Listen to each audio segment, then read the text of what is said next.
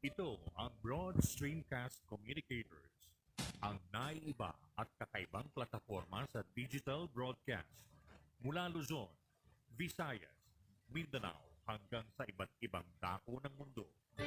Broad Streamcast Communicators, ang sandigan ng sambayanan mula sa walang labis at walang kulang na pagbabalita, paglilingkod, maglalahad ng mga mapagbuong komentaryo at usaping pambayan para sa kapakanan ng karamihan. Broad Streamcast Communicators, tuwirang maglilingkod ngayon hanggang sa susunod na henerasyon.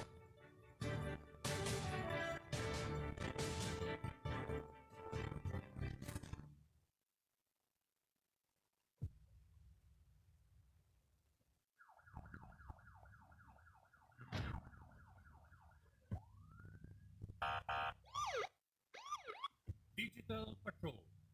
Ito ang palatuntunan ng tutuo ng pansin sa mga pangyayari at kaganapan sa ating kapaligiran. Digital Patrol. Tatalakay sa mga usaping panlipunan, mga isyong pinaglalagablak. Digital Patrol. Magbibigay daan sa inyong mga saloobin at karaingan. Digital Patrol. At ngayon, narito ang inyong pinagpipitakanan sa daigdig ng broadcast. Mula noon hanggang sa ngayon, si Captain Sel Baisa. Thank you so much, Tony, at magandang araw ng Friday sa ating lahat. Ayun po ang ika-17 sa buwan ng Disyembre. And well, whether we like it or not, papalapit na po talaga ang araw ng Pasko, the joyous day of the entire year. Bueno, ako po si Sel Baisa, as I said. At muli ako'y sasamahan ng aking technical director na si Nash. Ganun din ang chef of the house na si Semanita. Kaming tatlo ang magkakasama dito po sa palatuntunan. But of course, ang inyo pong nakikita sa inyong mga monitoring set ay ang inyong lingkod. Kaya't we'll be with each other till 11 o'clock ngayon pong araw na ito. Kung kaya't let me, I know I'm not the first to say this. Many of my colleagues had already passed on to you ito pong bagay ng aking babanggitin. It's a Friday. Thank God it's a Friday. Happy weekend, everyone. And welcome to the show, Digital Patrol.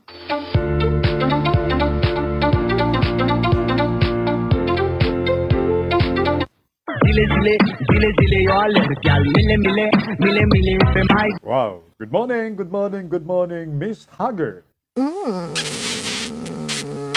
At syempre pa, good morning likewise sa ating mga OFWs at yung ating mga kababayan in other far countries of the world. At tayo po ay hook up na ng Pinoy Hour na nakabase dyan sa Alberta, Canada. Hi to John and wife Melody and children.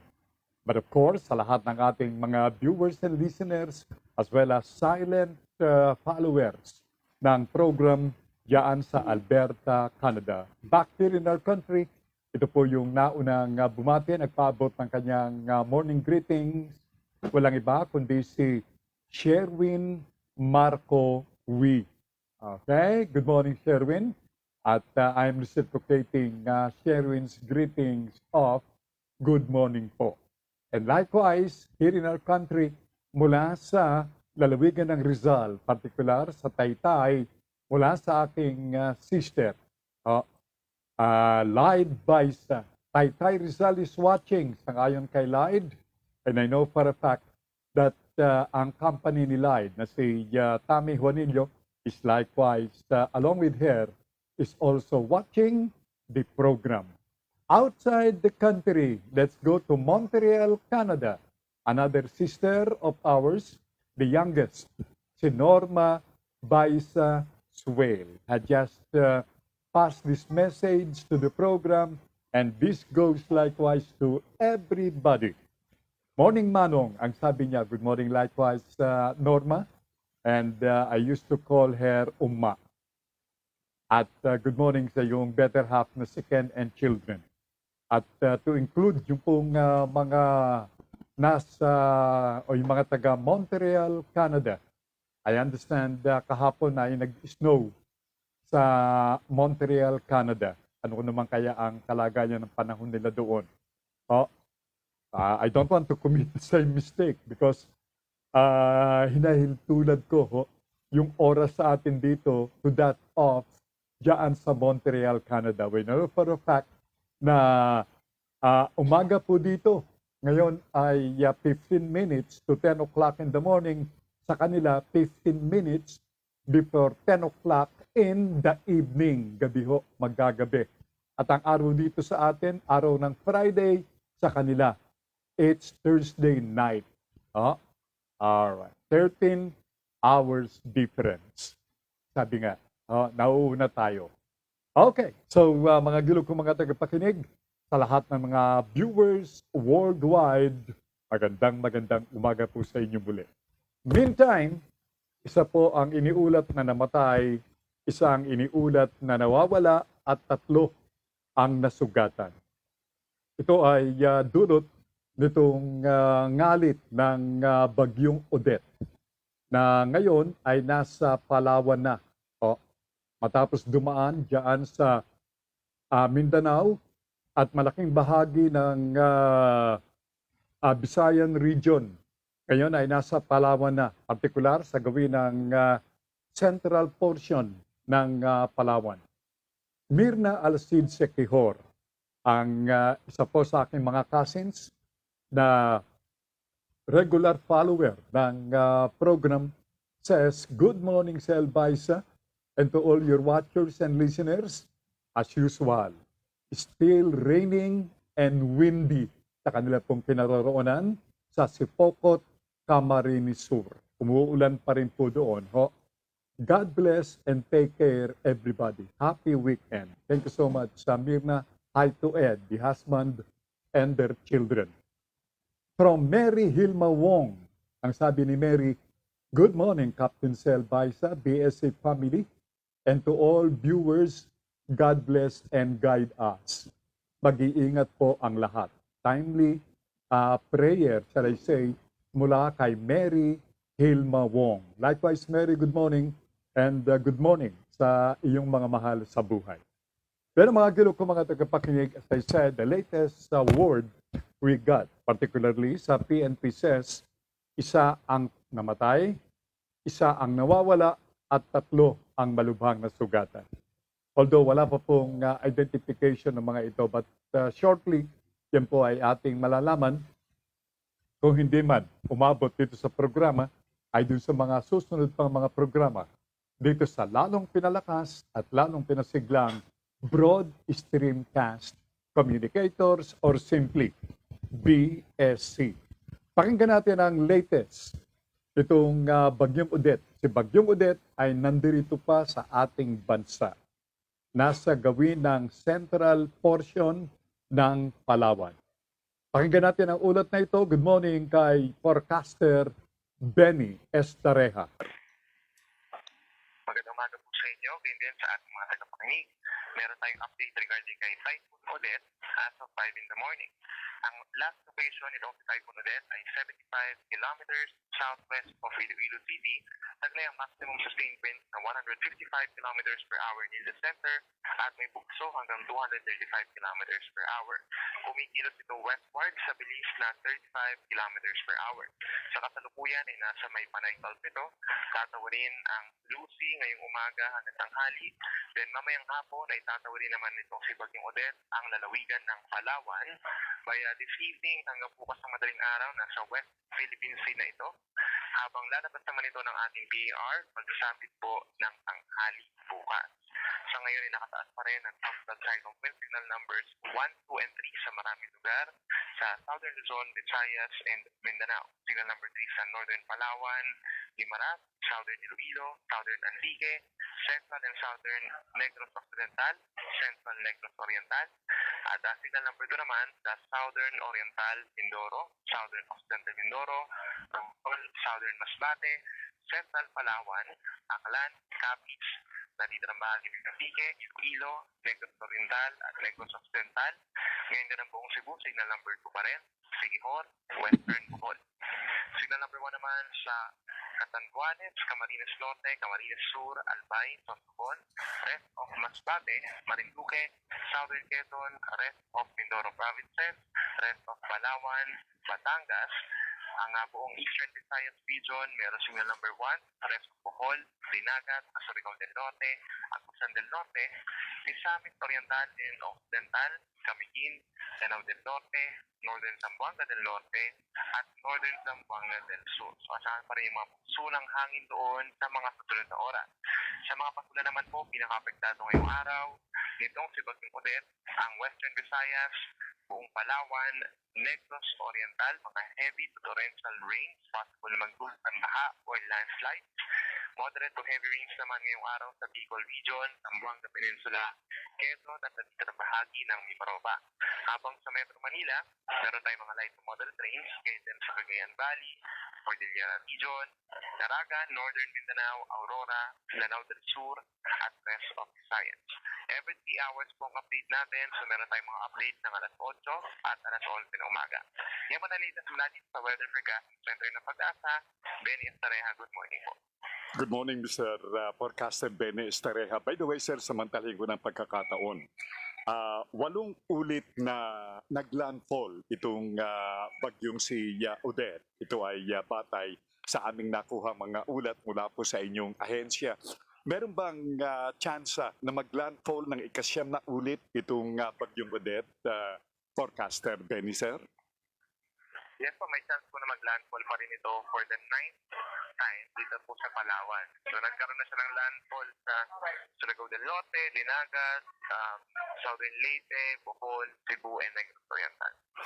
Forecaster Estareja, sir, dito po sa Metro Manila area kahapon ay aming napansin yung malakas na ihip ng hangin almost sa ground, nasa baba ang hangin.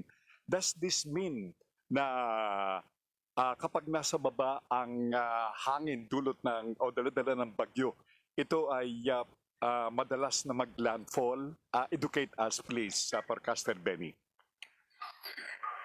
Yung sa Metro Manila po naman, naranasan natin kahapon, fair weather conditions naman po, may mga may kinaulan lang. But then today, so far cloudy tayo, pero hindi naman tayo directly maapektuhan, hindi tayo magkakaroon ng wind signals sa pagdaan po nitong Typhoon Odette. Pero mga light to moderate rains po tayo ngayong araw. At bukas, medyo makulimlim pa rin po. I see. Panahon natin. And finally, Forecaster Benny, sir, ilang bagyo ang inaasahan ngayong buwan ng December? Sorry po, may tanong? Ilang bagyo ang inaasahan ngayong buwang ito? For December po, it's 1 or 2. So una na itong si Odette for this month and hopefully last na ito. Okay. Forecaster Benny, happy weekend, sir. Salamat po. Sir. Si Forecaster Benny Estareja ang inyong pong narinig at inyong maliwanag na, na rinig sa kanyang statement. Ito po ang pahayag ng Pag-asa Forecasting Center kung itong bagyong Odette ay 8 beses na ngayon na naglandfall o bumagsak sa lupa. Meron pa pong ikasyam na tsansa na ito ay maglalandfall sa gawin ng central portion ng Palawan. Kaya yung ating mga kababayan dyan po sa Palawan, konting ingat. I learned, katatanggap ko lamang ng impormasyong ito, balitang ito, na sa gawi po ng Puerto Princesa City, wala na po silang kuryente sa mga sandaling ito ng ating pagsasama-sama sa Himpapawid. Yan ay dulot pa rin ng bagyong Odette.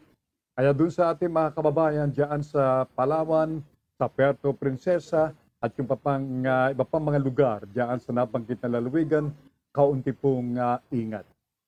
Ingat.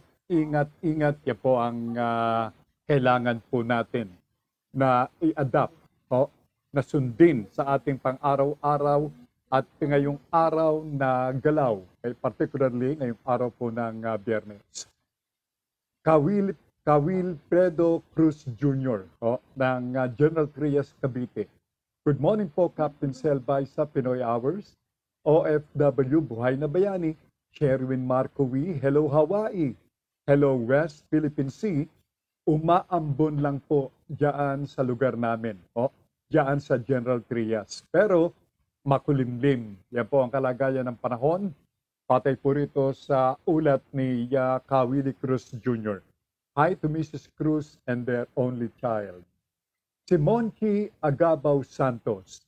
Ito yung nagkakamali, Monchi ay isa sa ating mga mahuhusay na mga talents dito sa BSC. At kung di na nagkakamali, ang kanyang program falls on a weekend. Well, if you want to listen to the latest sa mga magagandang mga awitin that only a good singer and talent could do, then watch Monchi Agabaw Santos does his thing dito po sa BSC. Ngayon po ay mag-weekend na. Kaya you and I will be all together sa pagtunghay dito sa galing ng ating mga weekend talents. That includes Monchi Agabaw Santos. Monchi says, Good Friday morning. Captain Sel Baisa, be safe. God bless. Thank you so much, Monchi. And that goes to you too. Ang sabi ni Kawili Cruz Jr., Dan share Filipino Connect around the world. Thank you so much for sharing, Kawili Cruz Jr. LB Baisa Clemente, another sister of ours. Nakabase sa Montreal, Canada, kanyang pagbati. Hi Manong and all watching your program. Stay safe, everyone. God bless us all. Thank you so much, LB. And hi to gods and children. And again, to all Montrealers dyan sa Canada. Kung tuloy-tuloy, by the way, nagtuloy-tuloy pa rin ba ang snow dyan, LB? Norma told the program na yesterday ay umuulan ng yellow, nag-i-snow dyan sa Canada. Patuloy ba? Kung patuloy, ingat din tayo. Kahit na matagal na kayo dyan sa Canada, still, when it snows, lalo na kung ito ay freezing rain, it's indeed slippery. Madulas yan. Kawili Cruz Jr. says, ingat po diyan sa Palawan. Mahirap pong mag-rescue kapag nariyan na ang bagyo. Tama ho, si Kawili Cruz Jr. By the way, speaking of rescue, we would want to commend ito pong ating mga opisyales at mga tauhan ng Philippine Coast Guard for again risking their lives and able to protect and to ensure the safety ng ating mga kababayan doon sa mga lugar na dinaanan ng Bagyong Odette at kinaroroonan as of this time nitong bagyo. Alam nyo, meron pong paalala ang NDRRMC. Particularly, idinaan ito ng kanilang opisyal na tagapagsalita kung hindi si Ginoong Mark Timbal. Sa nakataas ang storm warning signal, kaya suspend. Okay, madali po mga gilo natin makatagapakinig. You will check on that. Right? Yes. Narito si Ginoong Mark Timbal ng NDRRMC. Hindi pa rin po ang mga biyahe, inter-island voyage activities po na yan, suspendido po muna. Wala po na magpapalaot. Yung mga kababayan po natin nasa evacuation center, please stay lang po kayo dyan and observe physical distancing. Huwag po kayong lalabas, lalo na kung malakas ang hangin. Iwas discussion po tayo sa mga mababagsakan ng mga falling debris o nagliliparang yero. Yung mga kababayan naman po natin sa areas na hindi nag-evacuate dahil minimal po ang risk ng flood and landslide, please stay indoors dahil iwas pa rin po tayo doon sa disgrasya ng mga nagliliparang bagay. yung mga naghihingi po ng rescue, support, etc. Huwag po kayong mangimi na mag-poste sa ating social media dito sa NDRRMC, sa Civil Defense PH. Makamonitor po kami niyan.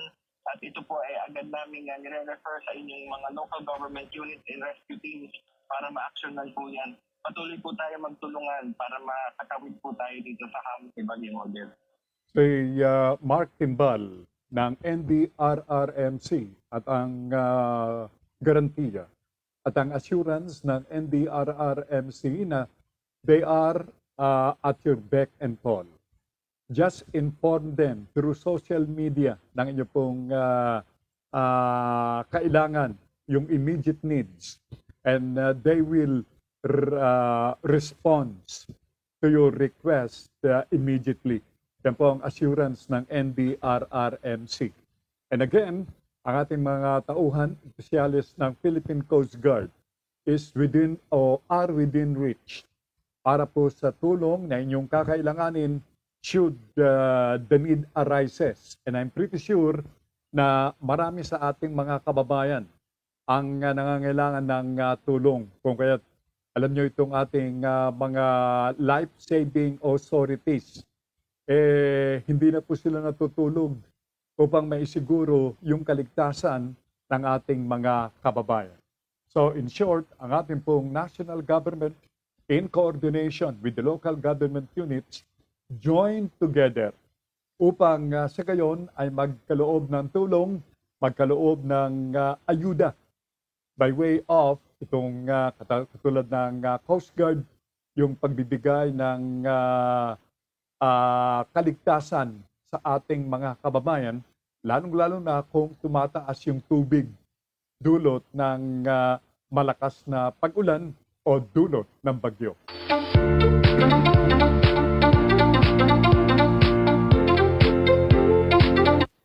Now, ang una pong landfall dito sa naunang 8 landfall na iniwan nitong si Bagyong Odette, although siya ay nasa loob pa ng Philippine Area of Responsibility as of this moment na tayo po'y magkakasama-sama. Bukas pa ang forecast ng Pag-asa Forecasting Center na ito ay tuluyang lalabas ng ating bansa. At ito ay patungo sa direksyon ng West Philippine Sea. Sabi nga nung akin pong 33 mga kumpare, since wala naman tayong mga kababayan, walang Pilipino sa West Philippine Sea, sana ibuhos na yung galit niting si Odette doon sa kanyang mararaanan sa bahagi ng West Philippine Sea. Pero, tabianan po natin at well, sabi nga, if there are rains, of course, expect for sunrise. And that's anticipated. That's being anticipated and that's being looked upon bukas araw ng Sabado dito po sa ating bansa. So the sun will be shining brightly again for each and every one of us. So, yung ating pong mga kababayan, partikular diyan sa Kabisayaan, sa bahagi ng Leyte, lalong-lalo na, it looks like Leyte has been the hardest hit area insofar as Odette is concerned. Kaya naman, kung medyo mataas pa ang tubig baha diyan sa inyong kinaroonan, wag po nating isugal yung ating mga buhay. Stay put where you are. If you are in an evacuation center or you are in a place wherein mataas, elevated yung area, stay put until the flood waters completely subside. And you can see from your view itong ligtas na kapaligiran. And that's the only time I'm sure na makikisa ang ating mga authorities na kayo ay papayagang bumalik ng inyong mga tahanan. Marami pong mga bahay ang tiyak na nasira. Marami tayong mga kababayan na tiyak ding naging mga homeless as a result nitong Bagyong Odette. Diyan po sa bayan ng Bubong, malapit po sa Marawi City, sa may Lanao del Sur. Ito pong ulat na tinanggap ng Digital Patrol ay nagsasabi na 36 na mga barangay diyan sa bayan ng Bubong o Bubong, whatever, no? Nalubog sa tubig baha. Ibig sabihin, totally sira itong mga bahay na ito. At mind you, 26,000 na mga katao, 26,000 mga tao ang naapektuhan nitong tubig baha diyan sa bayan ng Bobong, malapit sa Marawi City sa Mindanao region.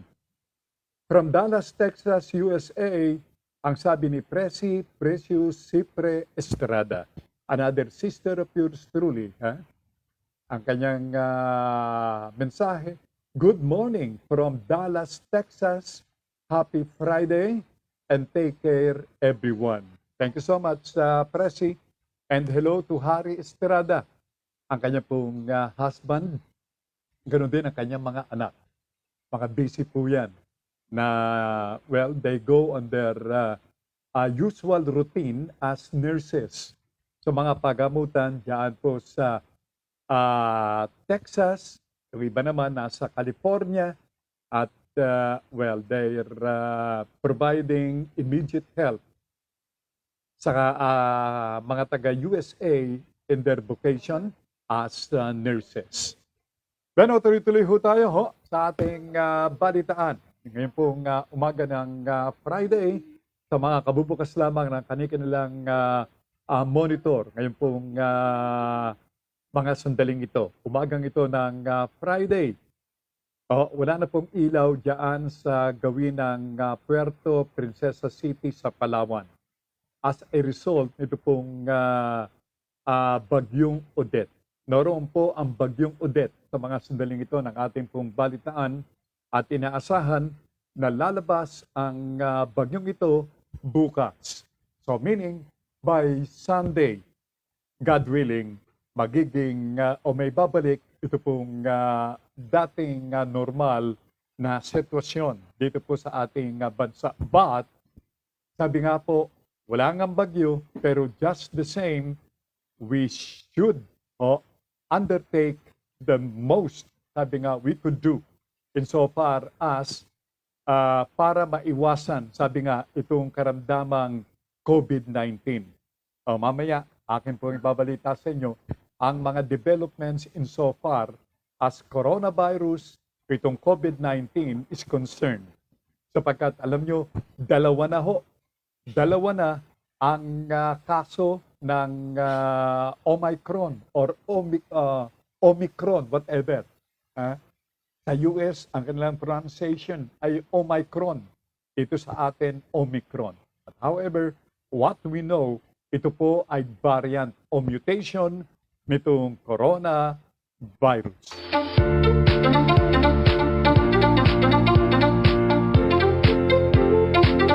Check your time pieces, mga gilo ko, mga tagapakinig. Ang oras sa Pilipinas, 10:10 ng umaga.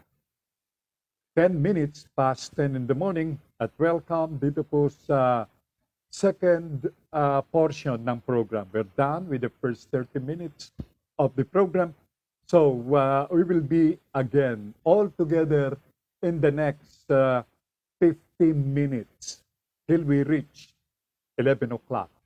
Okay? Ngayon pong araw ng Friday.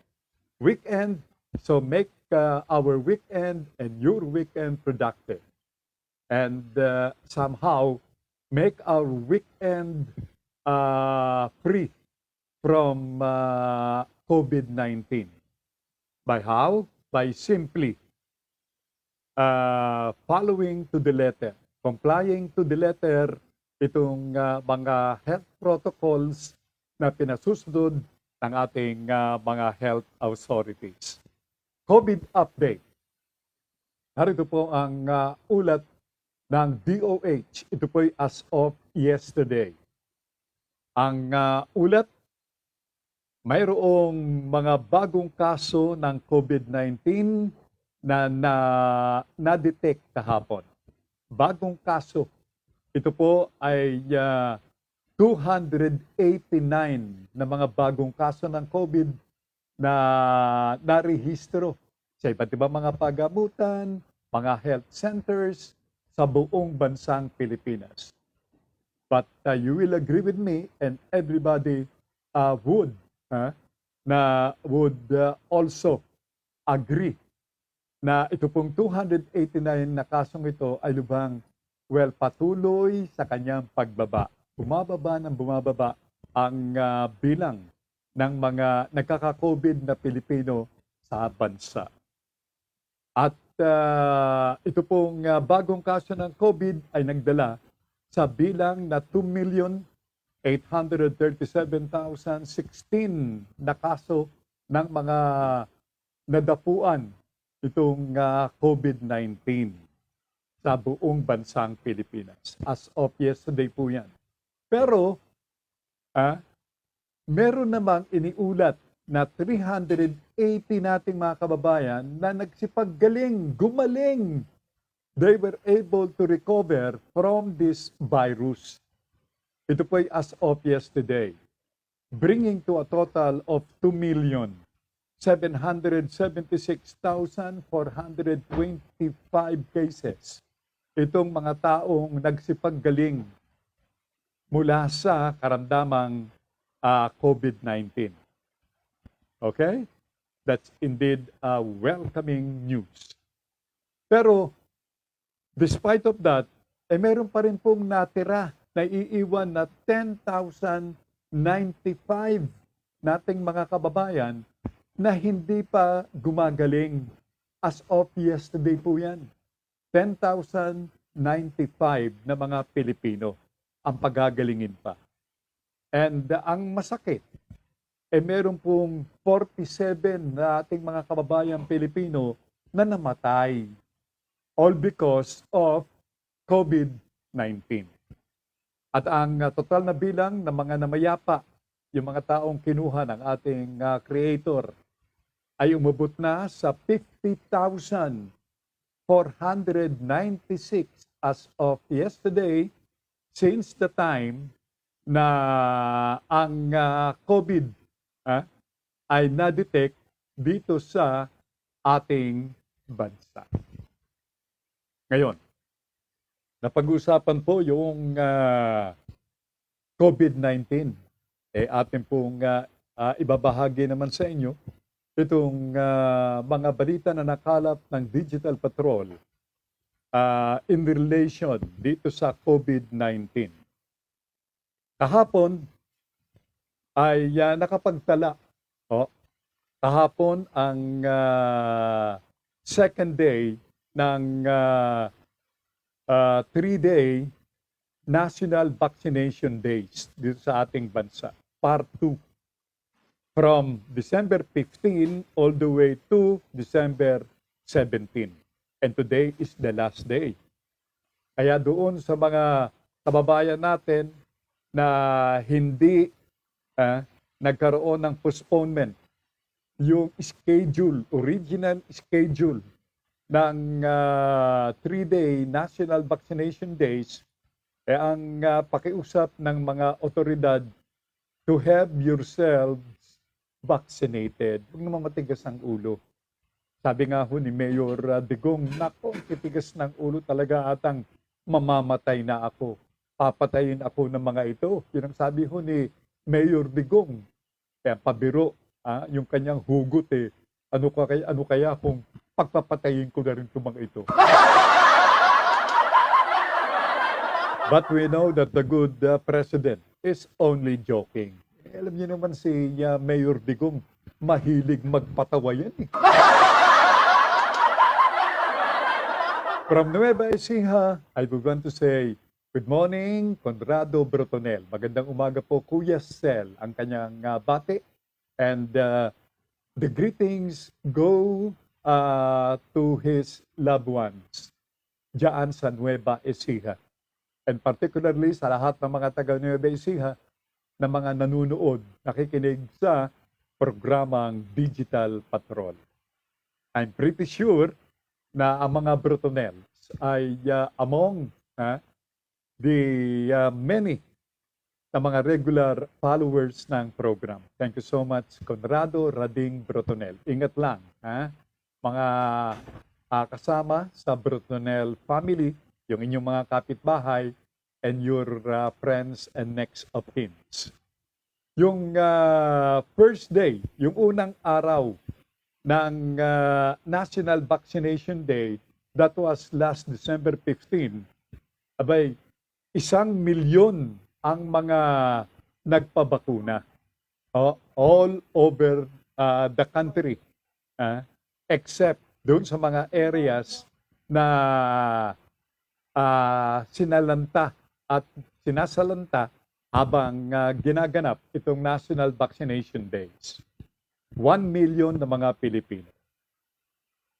Now, ang sabi ni Doktora Mirna Kabutahe ng DOH, yung pong mga nabakunahan ay mula dito sa Metro Manila, mula sa Cordillera Administrative Region, ganun din ang Ilocos Regions, and so on and so forth, etc., etc. Now, yung mga areas na nagkaroon ng postponement, ang kanilang 3-day National Vaccination Days, mula 15 ng Disyembre till the 17th, it was moved to December 20 to 22. But we hope na by this time, everything is okay na. Upang may siguro na itong part 2 ng National Vaccination Days ay magiging a complete success.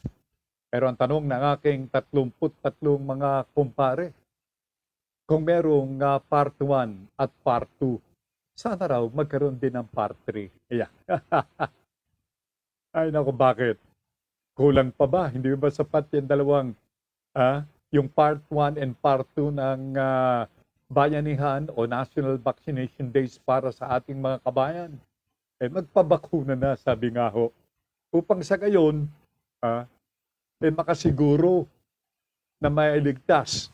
Pero hindi naman po assurance na ikaw ay hindi madadapuan ng coronavirus. Just the same. Kaya whether you have been inoculated, you have been vaccinated or not, just the same, you should follow religiously. You must follow to the letter yung ipinasusunod dito sa health protocol ng ating mga health authorities. Sa Italy, meron palang mga bagong COVID case in one day alone na 26,109. Mantakin ninyo sa Italy. 26,109 COVID cases. Abay, di hamak na maganda na itong nangyayari sa ating bansa. With something like 289 itong narehistro na mga bagong kaso ng COVID in one day. That was yesterday. Samantalang sa Italy, 26,109 ang bagong kaso. Kalayo, milya-milya. Alam nyo, diyan sa Italy, sa Amerika, sa United Kingdom, ito yung mga lugar na kung saan na makarandam sila na medyo bumitaw na. Itong epekto nitong coronavirus, wala na. Hindi na nag-face mask, wala na yung social distancing, ika nga ho ay back to normal. Ang nangyari, back to normal ang kanilang ways. Kaya naman back to normal itong COVID-19. Naku, konting ingat po.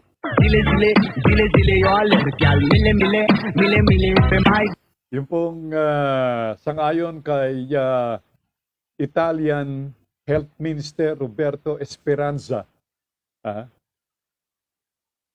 sasailalim ngayon, mandatory itong 5 araw na quarantine 5 araw ho ito. Para doon sa mga nasa Italy na hindi pa nababakunahan. Ayan, sa Italia po yan. Kasi sa Italy, well, of course, they respect yung nais ng kanilang mga konstituento. If they don't want to be vaccinated, okay, go ahead, go on. Nobody will put you in jail. Nobody would, think of or thought of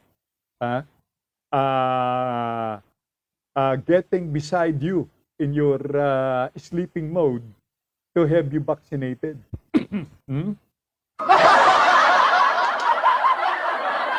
Ganun ho sa Italy. Go ahead. Do whatever pleases you. Yan, ganyan sa kanila eh. Sa isang araw lamang, 26,109 new COVID cases ang kanilang naitala sa Italy. Alam niyo, sa bansang Roma, maraming mga Pilipino dyan. Ang mga Pilipino dyan are very enterprising nating mga kababayan. They know how to make money, they know how to survive, they know how to make a living. After working, makikita nyo, nagbebenta pa yan ng mga pagkaing Pilipino. Pack Filipino food, sabi nga ho. Ganun yung mga Pilipino ron eh. Kaya yung ating mga kababayang Pilipino diyan sa Italy, konting ingat. Iba na po yung nag-iingat, at the same time masipag ka. Kung sa iyong palagayan makakatulong itong vaccination, di magpa-vaccinate na. Dito po sa bansang Pilipinas, ang assurance ng ating mga kababayan, ng ating mga opisyalis, we have plentiful supply of different vaccine brands. Nagsipagdatingan po eh. Kaya we have millions of different brands ng vaccine ready for disposal. In case you need, well, you have still today na humabol dito sa last day ng 3-day vaccination days, December 17. Punta na po kayo. I understand open na ito sa mga nais mag-walk-in. Okay? Punta na, habol na. Ayan. Miss Yula of Nagoya, Japan says, hello po sa lahat. Hello universe. Stay safe po. Tayong lahat. Thank you so much, Miss Yula. From Nagoya, Japan. And we will also want to say hello to your loved ones. Diyan sa Nagoya, Japan. You can always pass the word around sa ating mga kababayang Pilipino diyan sa Japan.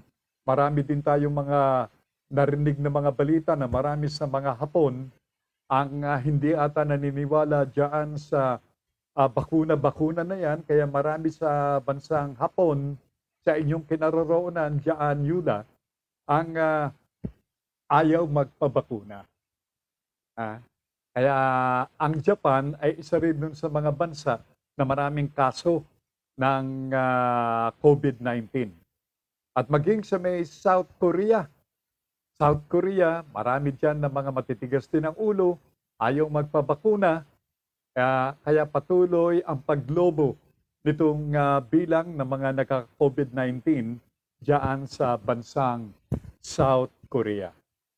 Now, iba pang mga balita ho, mga gilo kong mga tagapakinig, By the way, before anything else, allow me to pass on to you yung oras dito po sa ating bansang Pilipinas. And still, I would want to remind everyone and sundry na kayo po ay nanonood, nakikinig dito sa palatuntunang Digital Patrol ng Broad Streamcast Communicators. Okay? At ang Ang mga programa dito po natutunghayan mula po sa aming sign-on na programang Our Daily Bread ni Brother Rodriguez. Yan po ang curtain opener ng aming Monday to Friday shows.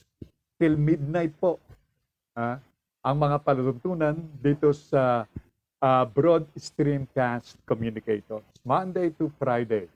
At kapag weekend, ayan, mga talents, mahuhusay na mga aawit.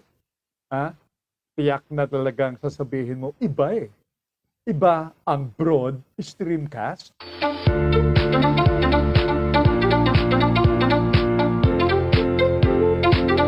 Sa puntong ito, ating makakasama naman ang Pangulo ng Philippine Medical Association or PMA.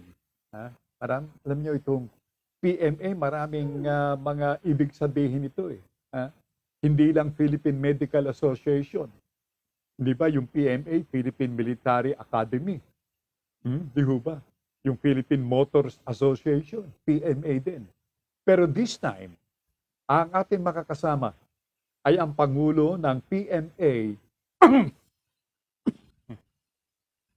o itong Philippine Medical Association, si Dr. Benny Atienza.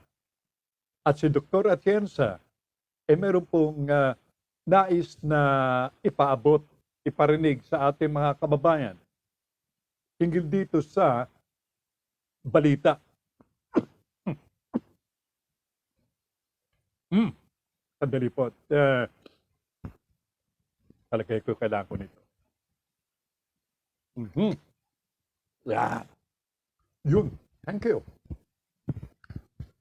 May reaction po si Dr. Atienza hinggil dito sa dalawang kaso, positive case, ng dalawang di umano ay nagpositibo dito sa Omicron variant. Pakinggan nga natin si Dr. Atienza. Lagi pong pag meron pong isa o dalawa, palagi pong ayan ang pwedeng pag-umpisahan. Di ba? Ganon din po ang nangyari sa atin dyan sa Delta. Opo. At inaano po natin talaga ay ang mga tao po ay magpapakuna kasi may iwasan po ang pagkakahawa at kung mahawa man ay hindi po gano'ng mamamatay ka kapag may bakuna. Yan po palagi ang pinaalam natin at as early po as November po yung last week po na November na nagkaroon po ng Omicron variant na detect po sa South Africa ay mismo pong nalaman ko po yun ay nung as early as November po sa bago tayo magkaroon ng National Vaccination Days at doon ko nakita na talagang pinahinto na ni Secretary Dizon at saka ng IITF ayun pong mga flight manggagaling sa 6 counties sa pinanggalingan ng Omicron sa South Africa. Kaya po ang pinakamaano nga po dyan is yung travel. Dapat magsabi tayo totoo at saka dapat talagang higpitan. Kasi dyan po talaga, yan po ang mismong pinanggagalingan ng mga infeksyon. Kahit po naman anong infeksyon. At ang sabi nga na po natin, dapat mag-ano tayo ng travel history. Mga pinanggagalingan. At saka dapat talaga hindi nailip yung 7 days na quarantine ng mga uuwi. At yun po talaga. Kaya nga po dapat lahatan yan at saka tinetest. Kasi nga po kung minsan yung test po ang inano po natin yung sa Omicron na yung mga balance, matagal po talaga ang testing yan. Pwede po magaling na pag nalaman natin na ayun pala yung Omicron. Kaya ang natin yung tracing kung sino mga nakasama nung pasahero ay talagang huwag munang lumabas o mag-quarantine sila. Iba po yung quarantine sa isolation. Yung quarantine po yung nagkaano na po na expose na dapat wala sintomas tapos po isolation talaga yung pong talagang dinadala sa mga isolation centers yung po naman may mga sintomas. Po natin dapat yung buong pamilya ay hindi lalabas o at makipag-ugnayan po sa DOH para sa proper contact tracing. Ayun lang Si Dr. Benny Atienza. Siya po ang Pangulo ng Philippine Medical Association, and the good PMA President had underscored, binigyan din niya itong kanina ay nabanggit sa palatuntunan ng inyong lingkod, itong kahalagahan ng pagbabakuna, kahalagahan ng pagsasailalim sa quarantine ng mga tao na may mga sintomas itong coronavirus. And he spoke loudly of itong presence ng Omicron. That's how Dr. Atienza pronounced itong mutant na ito o variant na ito ng COVID-19, Omicron. Well, of course, dito sa ating bansa, Omicron. That's the way we pronounce it. Well, it doesn't matter whether you pronounce it as Omicron or Omicron, just the same. You should be, sabi nga po, doubly alert. Sapagkat sa ngayon po kay Dr. Atienza, itong Delta variant, nagsimula po sa isa, kumalat ito. At después, sabi niya, kailangan po nating, magpabakuna, kung maaari, magpabakuna. At sundin ang mga health protocols upang tiyak na tayo ay makaiwas dito sa peligro at possibility na pagkakahawa dulot nitong COVID-19 at dala-dala nitong variant na nagsimula sa South Africa na ngayon ay tinatawag na Omicron or Omicron. Bueno, mamaya ating paring makakasama si Dr. Atienza.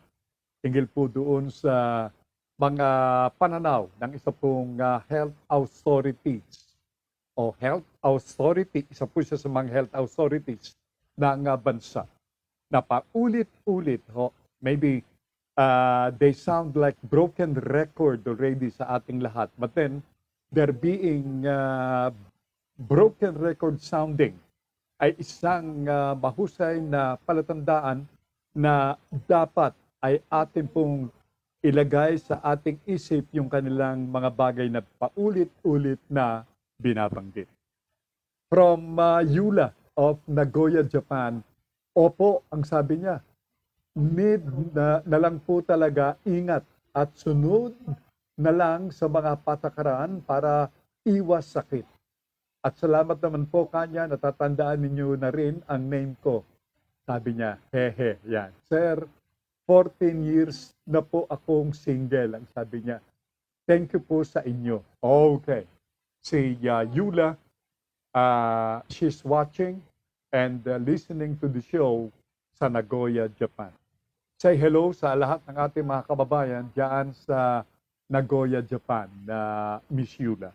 And of course, sa Iwabuchi family ng Tokyo, Japan. Pero pag isa tayo na kababayan diyan sa, I don't know whether she's staying diyan sa Tokyo or sa iba pang mga lugar sa bansang Hapon.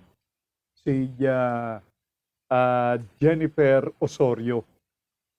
Jenny Osorio, ang anak ni Miss Baby Osorio ng Bulacan. I was informed by her mother that Miss Jennifer is watching the program. Well, if she has the time to do so. Thank you. Maraming salamat. Pero oras po'y ganap ng 10:35 or make it 10:36 na po ng umaga. At okay, sandali lang. Meron dito kasing okay, tahilan po natin yung nagpadala ng mensahe. Ayun. Thank you so much. Ang sabi niya, doon po sa balitang inyong ibinigay, pinagkaloob mula sa bansang Italia. Totoo po yung inyong binalita. Yan po isang ayon din sa aking anak na ngayon ay nasa Rome, Italy. Naghihigpit na rin daw yung mga Italian health authorities, particular yung mga nakabase sa Rome. Ha? Kaya salamat po ng marami sa inyong panunood. Huwag natin bagitin ang pangalan, ayaw pong magpabanggit. Anyway, mga giliw kong mga taga-subaybay, sa iba pang mga kaganapan, standby po lamang kay Dr. Atienza ng PMA at palagay ko, iparinig natin na rin itong nais na ipaabot impormasyon ni Dr. Atienza ng PMA. Hinggil naman ito dun sa stand o itong katatayuan ng PMA dito sa pagpapalawig ng ating pamahalaan sa alert level number 2 dito sa malaking bahagi ng ating bansa till the end of the current month of December. Pakinggan natin. Coming from a medical practitioner in person of Dr. Benny Atienza. Yan ay nasa tao na yan eh. Dapat sumunod, di ba? Yun pa naman ang regulasyon natin. Ang ano natin kasi, ang wino-worry ko dyan, yung mga bata na 11 to 15, 11 pababa, na wala pang bakuna. At lumalabas. Na lumalabas, yun po ang dapat ingatan natin na hindi po sila dalhin sa matataong lugar like mall, yung ganon. Huwag muna, kung pwede sila, lalabas lang doon sa mga areas na yung open. Kasi wala silang bakuna eh. Baka mamaya, hindi natin masabi, baka mamaya meron kayong nakasalabuhan na yan na may bakuna pero may COVID, walang sintomas, yung ganon.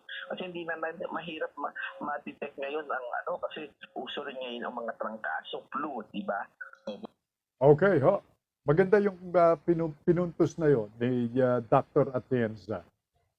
Alam niyo, at this time of the year, last quarter, last 3 months, and last month ng taong 2021, alam niyo, uso po ang sipon. Uso ang ubo sa mga panahong ito. Why? Dahil sa malamig. At sabi nga po ni Dr. Atienza, well, he's talking with full authority. He's a practicing doctor at Pangulo ng Philippine Medical Association. Alam niyo, sa panahong ito, napakahirap na ma-detect kung ang iyong karamdaman ay COVID dahilan sa halos magkakatulad yung symptoms. Yung simptomas ng COVID-19 ay katulad ng trangkaso. Katulad ng influenza. Kaya nahihirapan yung ating mga doktor. Kaya ang magagawa na lamang natin na tulong upang hindi na kumalat ng totoo itong COVID-19 ay yung pag-iingat. Although, hindi na mandatory itong paggamit ng face shield, but it helps pa rin kung ikaw ay patutungo sa isang lugar na matao. Ugaliin sana yung paggamit ng face shield. Diyan sa Divisoria Market, naku, yung Christmas rush, damang-dama na. Kaya yung ating mga kababayan, dala-dala yung kanilang mga anak, mga bata, despite na mga paulit-ulit na paalala. Noon doon, talaga namang hindi magmaliw, walang tigil yung tao diyan sa Divisoria Market sa Maynila. Halos git-gitan na eh. Sino magsasabi na merong COVID-19 sa Pilipinas pag ganun karami ang taong nakikita mo na sabay-sabayan na namimili sa Divisoria Market. Now, in addition to Divisoria Market, nandyan din yung Baclaran Market. Nandyan yung Taytay Public Market. Mga lugar po yan na kung saan maraming mga murang bilihin. Sa mga panahong ito, lalong-lalo na yung mga naapektuhan ng kahirapan, financial difficulties, financial troubles as a result nitong pandemic, they would resort to buying, of course, yung mga, magaganda but less expensive na maaaring pangregalo. Dito sa ating bansang Pilipinas, talagang iraraos itong Pasko.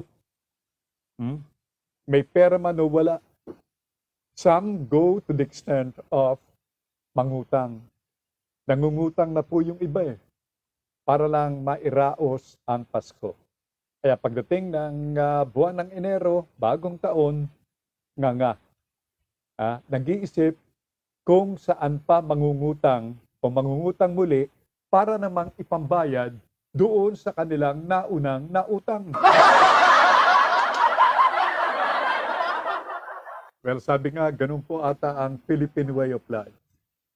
Kasi naman, we deserve to be happy. Yung ikaw ay makulong ng almost 2 years. Napakahirap po niyan. Ikaw ay nawalan ng trabaho. Ang hirap ata niyan, hindi ho ba? Wala kang pinagkakakitaan. Darating ang Pasko. Alam nyo, ang kabutihan dito sa atin, kagandahan dito sa atin rather, dito, kapag Pasko, yung ating mga kaibigan na meron, tiyak maaalala ka niyan . That's the Philippine way of celebrating Christmas. Kaya kakaiba po ang Paskong Pilipino. Iba ang saya ng Pasko sa atin. Well, in other countries, yung mga nasa first world, sabi nga po, sa kanila, hindi gaanong pinagdiriwang ng may iba yung saya ang Pasko. Well, why? Because ang kanilang binibigyan ng atensyon ay yung tinatawag na Thanksgiving Day. Yung kanilang handa ay pabo. Kaya siguro yung mga pabo, kapag dumarating yung mga Thanksgiving Day celebrations sa kanilang bansa, ay nagtatago. Sapagkat kung dito sa Pilipinas, ang paboritong hinahabol ng ating mga kababayan ay yung baboy, nililitsyon. Sa kanilang mga bansa, sa first world countries, ang kanila namang hinahabol at hinuhuli ay yung turkey o turkey at o kaya pabo. Speaking of lechon, nako. Kung ikaw ay kukonti lamang ang iyong barya sa bulsa, wag mo nang planuhin na kumain ng lechon. Alam niyo kung bakit? Ang 1 kilo ng lechon ngayon ay 1,000 pesos plus. Ang 1 kilo. Sus, Maria Jose. 1 kilo, 1,000 plus ng lechon. Siguro, magagawa mo na lang yan. Kung meron kang 1,000 pesos, ito naman po ay hindi pakikialaman po. Kundi more of a recommendation, sabi nga. Di bilhin mo na lang manok. Bumili ka ng, may mga nagbebenta ngayon ng manok na 150. 150 pesos. Dress na yan. Dress chicken na yan. Bilhin mo na yung 150. Di meron ko pang 850 pesos na naiwan. Hindi ho ba? Okay, bumili ka ng dalawa. Dalawang manok. Di meron kang 700 pesos pa. Ngayon, meron kang ihawan na magagamit halimbawa. O kung wala, makihiram ka na lang kay pare. Bumili ka ng uling na halagang 12 pesos. Ihaw mo na lang yung manok. Hindi para ka na rin naglitsyon, hindi ho ba? Pabanguhin mo na lamang. I-marinate mo doon sa iba't ibang mga ingredients para bumango ito. Pagkatapos ihaw mo. Hindi ba iba ang dating umuusok sa harapan ng iyong bahay? Después, iba yung saya na iiwan nito sa iyong mga household members at sa iyo. Sa sandaling niluluto mo yung manok. E di meron ko pang perang maiiwan. Hindi ho ba logical? Salamat po. Ho. Yun naman po ay suggestion lang mula po sa digital patron. Yan. Pero, iba pang mga balita. Yan. Ito ho ay paalala ng Department of Trade and Industry. Kayo po ay 17 ng Disyembre, marami po sa ating mga kababayan na at this time of the month, saka lamang po nagsasabit ng kanilang mga Christmas lights sa Christmas tree at mga Christmas lights sa kanilang mga bintana. Kasi marami sa ating mga kababayan as early as September, Paskong Pasko na kinakabit na yung kanilang mga Christmas lights sa bintana. And you cannot blame them. Nais nilang ibahagi, i-share yung saya ng darating na Christmas season. Since we are already in the season ng Christmas, sige na, kabit na natin yung mga Christmas lights. But, teka muna. Meron pong paalala ang Department of Trade and Industry sa inyo pong pagsabit o pagsasabit ng Christmas lights sa bintana at pagkakabit ng Christmas lights sa inyong mga Christmas trees, i-check nyo maigi kung merong gatla o kung medyo talup na yung plastic, yung goma na pinagkakabitan ng o pinagduduktungan ng bulb at ng kuryente. Kapag meron na po itong gatla at medyo mapuputol na, ang payo ng mga taga Bureau of Fire Protection at ng DTI, palitan na ninyo. Sapagkat malapit po sa disgrasya kapag ganyan ang sitwasyon, ang kalagayan ng inyong Christmas lights. Malapit po sa sunog yan. Kaya kung meron pa namang konting barya, nakapag-ipon na kayo, nakapagluto na kayo, halimbawa ng, manok, sabi nga ho, o meron pa kayong natitirang pera na pambibili ng Christmas lights, edi go ahead para namang magiging lalong masaya ang inyong Pasko. Sa inyong pagbili ng Christmas lights, ang sabi ho ng mga taga-DTI, na siguraduhin na meron pong marking na may government approval ang inyong o yung kahon na kinalalagyan ng Christmas light na inyong binili. Pag po kayong bibili ng mga Christmas lights doon sa mga patakbuhin na mga lugar na nakabalot lamang sa plastic yung Christmas lights, meron nga sinasabi na 3 for 100 pesos. Huwag po kayong magiging biktima ng bagay na yan. Baka imbes na maging masaya, ang inyong Pasko ay maging malungkot ito. Siguraduhin na kapag bibili kayo ng Christmas lights, ito ay dumaan sa mahigpit na eksaminasyon ng ating pamahalaan. Na kayo ay nakakasiguro na ligtas ito. Okay? So, yan po ay paalala ng DTI at ng Bureau of Fire Protection. Ngayon pong mga panahong ito, by the way, ang Philippine National Police ay nagpapaalala sa ating mga kababayan na meron pong mga firecrackers na pinagbabawal na gamitin ng ating mga kababayan, lalong-lalo na ngayon darating na Pasko at sa New Year's revelry. Yung pagpapalit ng taon sa Disyembre at 31 patungo ng Enero 1. Sangayon po kay General Vicente Danao ng Police Intelligence and Investigation Department, yung mga firecrackers na pinagbabawal ng PNP, pinagbabawal in the sense na kapag ito ay nahuli sa iyong pag-iingat, tiyak na ikaw ay ikukulong din. Ito po yung mga sumusunod.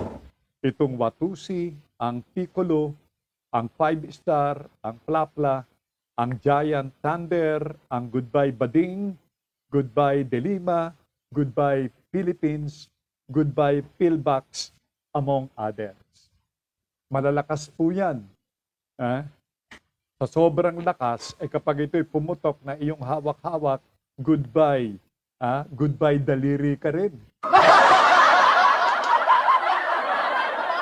Bukod tanging ang pinapayagan ng ating mga kapulisan ay yung mga mahihinang klase ng paputok. Yung mga rebentador kung tawagin. Yung mga triangulo na mahihinang klase. Plus, itong mga pyrotechnic waves, mga pailaw.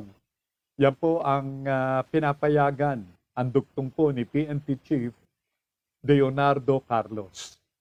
Kaya this early, yung pong babala at paalala ng kapulisan sa ating mga kababayan na mahilig manunog ng kanilang pera na imbes na inyong sunugin ito sa pamamagitan ng mga pinagbabawal na paputok, gamitin na lang ito sa isang pamamaraan na kung saan medyo makatutulong pa sa iyo at sa iyong pamilya. Ibinili ng pagkain. Marami namang uri ng pag-iingay na maaari mong gawin. Sandali lang naman yan eh. In a matter of 15 minutes, lalong-lalo na sa New Year's Eve, tapos na ang lahat. Nagamit mo na yung binili mga paputok. Wala na. Mausok pa. Kung ikaw ay naghanda, merong konting handa sa iyong lamesa, sa iyong bahay, tiyak na hindi makakaligtas yan sa usok na mula sa pinaputok na mga firecrackers. Okay? Hi, Kuya. Good morning. Ang sabi ni Madam o ni Kadali de Guzman. Good morning, Kadali, ng Malabon City. Magandang umaga sa iyo likewise. Bueno, mga gilo ko, mga tagapakinig, dinuulit ko ho, yung mga pinagbabawal ngayon pong selebrasyon ng Pasko at ng New Year's Eve. Yung mga pyrotechnic wares, pailaw, go, okay yan. Yung mga maliliit na uri ng firecracker, katulad ng triangulo, go, okay yan. At never doon sa mga malalaki o mga oversize na mga paputok. Pinagbabawal yan. Baka imbes na kayo ay makasama ng inyong mga mahal sa buhay sa pagdiriwang ng Christmas o New Year's Eve celebration o New Year's Eve merrymaking, baka kayo ay humimas ng malamig na rehas doon sa bilibid dahil sa simply violation o paglabag doon sa pagbabawal sa paggamit ng paputok. Okay. So, wala na po tayong sapat na panahon, mga gilong ko, mga tagapakinig, ho. At it's a Friday at tomorrow and the day after, Saturday and Sunday, medyo araw po ng aking pagligo. I will be back with you, God willing, come Monday. At Beno, maraming salamat sa inyo pong patuloy na pagsubaybay, sa inyong patuloy na pakikinig dito po sa Palatuntunan. Salamat. At siyempre pa, mula po sa aking mga sisters sa Estados Unidos, sa Montreal, Canada, at maging dito sa Pilipinas, ang kanila pong nais na ipaabot sa inyong lahat, happy weekend. At God bless the whole world. And of course, inyong lahat, ang ating mga regular followers ng program, salamat po. At sa isang linggo nating pagsasama-sama. 1 week singkad ho. Thank you kay Nash. Thank you very much kay Simanita. Ako po si Sel Baisa, nagsasabing do stand by for Miss J. Bautista sa kanyang palatuntunang Ang Buhay Online. Diyos ti Agnina. Baston yung mga orasan ng oras sa Pilipinas, ginap ng 11 o'clock in the morning.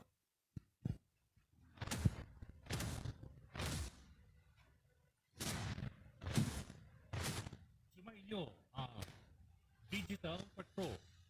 Hanggang sa muli, dito pa rin sa Broad Streamcast Communicator. Maraming salamat po.